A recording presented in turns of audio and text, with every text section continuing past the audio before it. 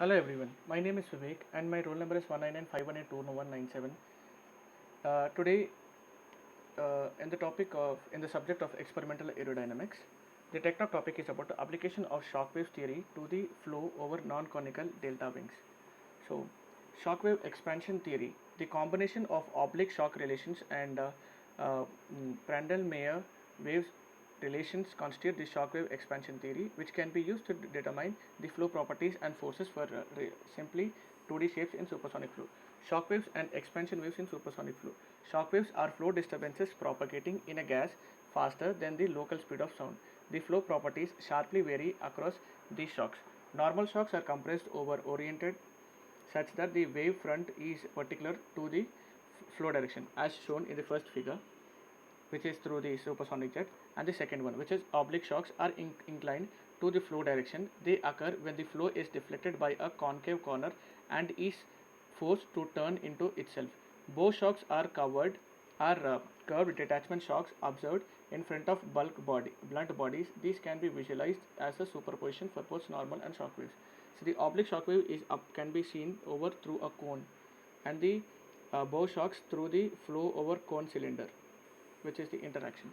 See, expansion waves in supersonic flows are formed when the flow area suddenly expands. This happens when the flow encounters a convex corner.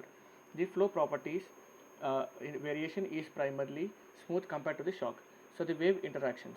Shock and expansion seldom occur in isolation. They interact with themselves or with their surrounding environment, such as walls. Reflections. These wave interactions can be broadly classified as reflections. Shock and expansion waves impinging on external walls are reflected by these waves. Cancellings. In certain scenarios where the flow behind the shock does not need to turn, a shock wave might be weakened in strength or even cancelled. Intersections. These intersections can cause the waves to deviate from their original path and may lead to additional reflections. So these are the reflections as shown in the figure, and through different Mach numbers.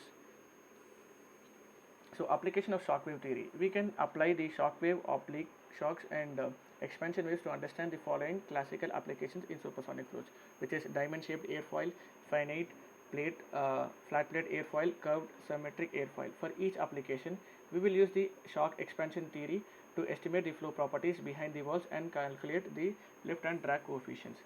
Eggers and Sarven considered the extension of the method to three-dimensional hypersonic flow with non-conical delta wing with particular reference to the bodies of the revolution at the incidence.